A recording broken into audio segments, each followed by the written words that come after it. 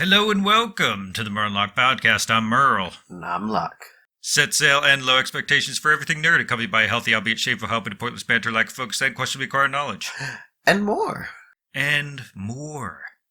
Now, Luck, for today, you actually had a topic for us today. Why don't you tell us what that is? I did. So this was brought to my attention by Jane Doe. She was telling me, and I wish I could remember which movie that she was talking about, but she brought up how the story changed because the fans guessed what the outcome was going to be. I figured that you and I kind of discuss pros and cons to that. Why would you want to change the story? But at the same token, what does that do to your fan base now? As far as changing the story, just because the fans, especially if it's like a continuation, right? Like of multiple stories that are interwoven together, and there's like this outcome that's, it might be obvious, or you might have to do some digging to figure it out. But I mean, there's a logical conclusion to that story. If the fans figured it out, it's good storytelling. That's okay. Yeah, like if it naturally leads to that, and everything points in that direction, and you have like the story that unfolds or concludes in that way, I feel like that's great. Like they don't know how it's going to happen exactly, but they know like this thing is inevitable, right? And if you change it so it comes out of left field or something, so you leave all your fans shocked or whatever, and like not seeing that coming. Like if it doesn't make sense, right? Then I feel like it kind of kills it. I don't know. It feels like a cheap move. Throw out the logical conclusion to this overarching story just so nobody knows what's coming. Like, depending on how you change the story, it throws off the characters. Whatever you began to understand about the characters, you no longer understand. Like, it could be a character who's completely selfish throughout the whole entire thing, and then all of a sudden you make them do a selfless act at the very end. Unless you're building up to that selflessness and making people understand this is now why they're selfless, people don't understand it. They're like, why does this person all of a sudden do a selfless act? They've been selfish this whole entire time. Yeah, and then they'll complain if a character is static, right? Because there's obviously like the best storytelling, like the characters evolve over time, as they learn, they gain wisdom. And like people complaining about that fact that the characters are evolving, that's nonsense. because on the flip side, they're also going to complain, like I said, of static characters that never grow, never evolve, never learn from their mistakes. That's silly. Okay, so this makes me think of, like, as far as the story unfolding, it makes me think of like the two different modes of storytelling, right? Especially like, in writers and whatnot, there's people that, come up with like this mass outline. Like that outline is never exactly set in stone per se, but like sometimes it'll evolve like a little bit here and there, but they have these notes that they want to hit, to create the story. And then you have people that are known as pantsers, right? Where they write on the seat of their pants, right? Oh, okay. So I thought that they're just pantsing people. No. So I thought about it all wrong. They start writing. Yeah, they have this story in their head, and they know how to start it out, and they start writing these characters, and then they let the characters take the story where it needs to go, right? So they let the characters in the story tell the writer where the story is going, and where it's headed to. And I like that mode of storytelling, because like Stephen King, that's how he writes his stories. He lets his characters tell him, where the story is going, and where it's going to conclude. But I think with like movie productions, right? Usually they're derivative of something that's already been written, yeah? So they're gonna have to create an outline. But in this case, in which you're speaking, I'm gonna guess it's from a series of movies or something that doesn't have, a predestined conclusion. Am I correct with that assumption? I believe so. So there are writers that need to make up the story. So in that case, I mean, writing an outline and then changing the outline based on audience participation of that story. Like people naturally wanted to see things go a certain way. Maybe that's the problem with movies, right? Whereas if you have writers, like authors, they're writing these books, alone in their home or office, and they just block out the rest of the world while they write their stories. Whereas with like movie script writers and those storytellers, they're heavily influenced by the powers that be, whatever the producers and whatnot, and politics and everything's just interjecting every time they try to tell a story. So I could somewhat feel for those people, especially the writers that just want to write a compelling story, but they feel like they're trying to do it with their hands tied. Like part of me wants to, be against the whole, changing the story towards the end. But with all of these the roadblocks already in their way, plus being forced to change the story because the powers that be told them they had to do so. Maybe that's why so many movies suck nowadays. I'm sorry to say. Okay, there have been some movies that are pretty decent. Yeah, no, there's been some good movies. You're tearing them down too much. Yeah, there's good movies out there still, but it's been troubling. I've been uninspired as far as like movie going, like as of late. But that's my own personal battle, I suppose. Just maybe my expectations are too high, or I've been spoiled in the past by just not having like all these connections via the internet and whatnot, or people spoiling stories or pointing out things that I may not have noticed and leading my expectations. My expectations are constantly evolving with what I'm subjected to over the internet. And I want to think more independently of like what I want to see or what I'm expecting. But it's hard to do so, especially being so like closely tied with the internet and participating in it, social media and what have you. So, all in all, like, I don't know. I can't really say exactly like where I stand with it, because like I understand it. Like I understand like why they want to do that. Maybe they don't want, people to be spoiled like I have been over the internet, like having all these movies and stuff that, or TV shows, whatever it may be, like spoiled by the internet constantly. And then going to see that movie or TV show and being like, yeah, this is exactly what I expected. Right. So it's like uninspired once again. Right. But then it's like a cop out, right? Where it's just like, well, that didn't make sense. Why did that happen? And then I'm like, hold kind of a resentment towards the writers and whatnot for being like that was cheap. Like why would you do that? That didn't make sense. Nothing lined up. It was unsatisfying.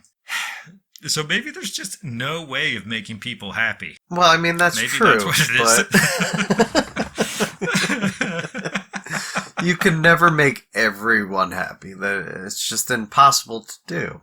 I do remember a part of the discussion that I had with Jane Doe, because I'll never stop hearing about it if we start talking about Marvel, is that she has an issue with the way that Disney has done Marvel in terms of Tony Stark and how his character, mind you, Iron Man, always been a selfish, I do whatever the hell I want, I have the money, always thinks that he could do no wrong. So at the very end, because I guess Robert Downey Jr. doesn't want to play the part anymore, kind of wants to step away, retire, they decided to kind of end the character and end him on a selfless act of saving everyone. And she was like, it is completely out of character for Tony Stark. And I was like, I understand that. The only way that I can back up writers for changing the story or changing the outcome of the story is, for one, when it comes to DC and Marvel, it's a multiverse. You could really write the story however you want, no matter what happens in the world. Say an actor or someone passes away and that character can no longer be who they were. Chalk it up. It's now a part of the multiverse. This is that character. So Robert Downey Jr.'s character in the multiverse will be selfish until an act or a moment occurs that he feels he needs to save the entire world. Right. Well, no, okay, so as far as Iron Man making that selfless act right at the end, I understand it's out of character.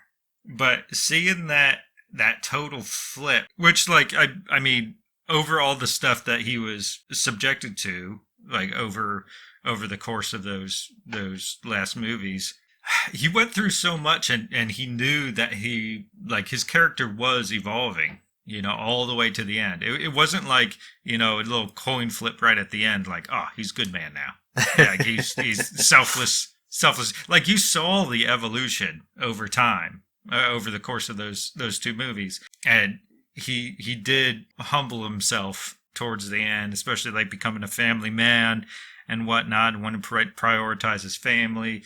But then he's like, no, I got to do this. I have to save the world. I need, like, with great power and blah, blah, blah, and you finally saw, like, right at the end there, him do that. That one hit me hard, seeing that. Like, that was very compelling. And I absolutely, like, I 100% appreciated it. I know maybe it's not popular opinion, but that got me at the end. I was like, oh my God, like that evolution of his character was just amazing. And I really appreciated, like, that whole arc for Tony Stark. I'm sorry, but I liked it. I've never been an Iron Man fan. Between the two billionaires out of the DC and Marvel universe, I have never liked Iron Man as much as I've liked Batman. Batman at least has that story where he definitely dealt with trauma and battles with that trauma time and time again throughout his whole career as the Dark Detective. Right. I mean, he was a detective, is essentially what it was, but versus Iron Man, who is just, I'm going to get rich. Well, he got rich off of his family. He already had that money, much like Bruce, but he was just a stuck-up snob.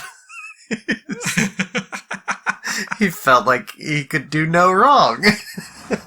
Yeah, no, I've always had appreciation for that character myself, because it's not somebody that, like, I would ever in a million years want to be, like, buddies with, or even invite over, or and go to a dinner with, just to shake hands and speak with. Like, I would want nothing to do with that person. No, you would bring Tony to a party just so you can scoff at him and be like, oh, what a pompous asshole. No, so it's like seeing him on screen, though, and, like, the wittiness is what really got me. I found it endearing, right? Being like on the outside looking in. I know, like, participating in conversation with someone like that would be absolutely insufferable, but being on the outside and seeing this character portrayal, like, it was a lot of fun, and I got a kick out of it. I really enjoyed it. I've always liked, Robert Downey Jr.'s portrayal of Tony Stark. I've had a deep appreciation for it. I love the movies, and the end there, the unexpected ending for that character was just, I liked it a lot. And now I am curious whether or not that was, like a curveball that they were trying to throw. Do you think it was a curveball that they were trying to throw? Do you think there was anybody that was trying to decipher what the ending or conclusion of that movie would be, and then, the writers were just like, bah, gotcha. There's always people trying to like read into a story, see where they're going from there. I mean, I enjoy doing that too. Trying to read into a story, see where a character's gonna go, see where we're going to go. I mean, we do that with World of Warcraft sometimes, where we kind of get what we know out of the story and be like, where will we go next? What's gonna happen next? No, I've given up on World of Warcraft. I have no idea what's happening or when it's happening. Sitting there sipping your tea too like, many this is fine. I was like, oh gosh, well, I guess we'll adapt and we'll pivot. Like, I enjoy hearing what other people say, and then I like being like, no, I think you're wrong. I think this is where it could lead. Or, yeah, that's kind of interesting. But, so you're okay knowing that characters will kind of change, even though we always know, like, Tony Stark's just a dick. Yeah, like, I mean, I feel... You're okay with Disney Marvel saying it. They're like, you know what, he's a good guy. Yeah, well, no, it's because, like, if you read through comic books and whatnot, there's so many comic books, right? So it's hard to get, like, a total evolution of character, right? So it becomes a character that you're absolutely comfortable with because you know this character and you know what they do, what they're capable of.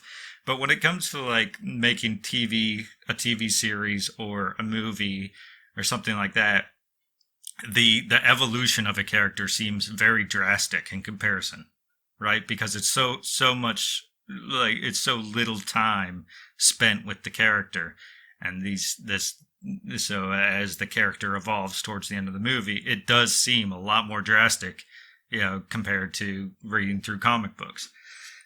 So I could find that being kind of abrasive, or people not appreciating that, or just having their worlds rocked in a sense, because it's not something that they're accustomed to. It's something that they have to come to terms with. I don't know, I'm okay with it. I love seeing evolution of characters. Even if they're just like some superheroes, it's fine. I like it. There was another thing that I do remember that she argued. And it wasn't just that Tony Stark did the selfless act. It was that Captain America did the selfish act. When he went back in time, he decided to stay, which also goes toward it's against his character as Captain America. A person who is always... I gotta follow the rules. You must follow the rules. It was just another evolution of character. Where he's like, no, that's a de-evolution of character.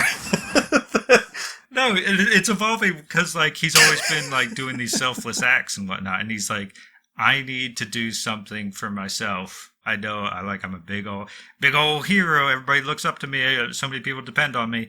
But good Lord, I need to rest. I need to, I need to watch her myself. die.